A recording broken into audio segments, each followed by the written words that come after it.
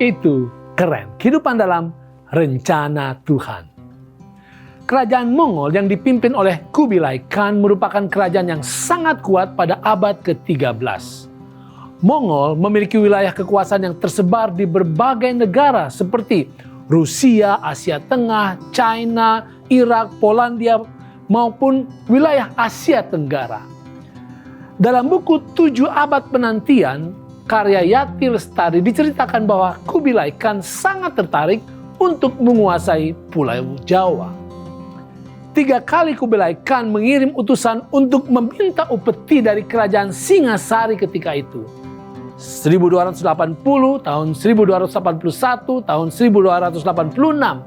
Namun bukan upeti yang diperoleh, tapi penolakan. Bahkan dengan teganya menyiksa dan memotong telinga utusan Kubilai Khan yang terakhir. Akhirnya Mongol menyerang dan sempat berkuasa 4 bulan di tanah Jawa. Tuhan sangat tertarik kepada dunia. Bukan untuk memperluas kekuasaan, tetapi karena dunia ini adalah miliknya. Namun, setan telah menguasainya dengan menipu penduduk dunia dan membawa kegelapan dan banyak derita. Dan Tuhan rindu menciptakan kembali kehidupan yang indah di dunia. Yesaya 50 menggambarkan bahwa Tuhan mengirimkan utusannya seorang hamba ke dunia. Dan apa yang terjadi dengan hamba dari surga itu? Dikatakan, aku memberi punggungku kepada orang-orang yang memukul aku dan pipiku kepada orang-orang yang mencabut janggutku. Aku tidak menyembunyikan mukaku ketika aku dinodai dan diludahi.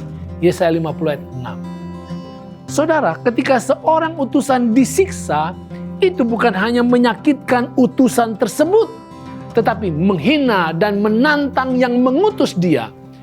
Biasanya yang mengutus akan marah dan menyerang, seperti yang dilakukan oleh Kubilai Khan. Juga Raja Daud. Raja Daud menyerang dan menaklukkan Amon karena rajanya menangkap pegawai-pegawai Daud itu dan disuruhnya mencukur setengah dari janggut mereka dan memotong pakaian mereka pada bagian tengah sampai pantat mereka. Kemudian dilepasnya mereka. Saudara, utusan dalam Yesaya 50 adalah Raja surga sendiri, bahkan Raja semesta. Dia datang ke dunia dengan menjadi hamba. Dia memberi dirinya untuk dihina, disiksa, bahkan mati. Mengapa? Yesaya 50 ayat 10 katakan, siapa di antaramu yang takut akan Tuhan dan mendengarkan suara hambanya? Jika ia hidup dalam kegelapan dan tidak ada cahaya bersinar baginya, baiklah ia percaya kepada nama Tuhan dan bersandar kepada Allahnya. Saudara, utusan surga itu datang ke planet bumi ini sebagai hamba yang istimewa. Dia adalah Raja semesta. Di bumi yang gelap oleh karena dosa ini, dia menjadi hamba yang menurut.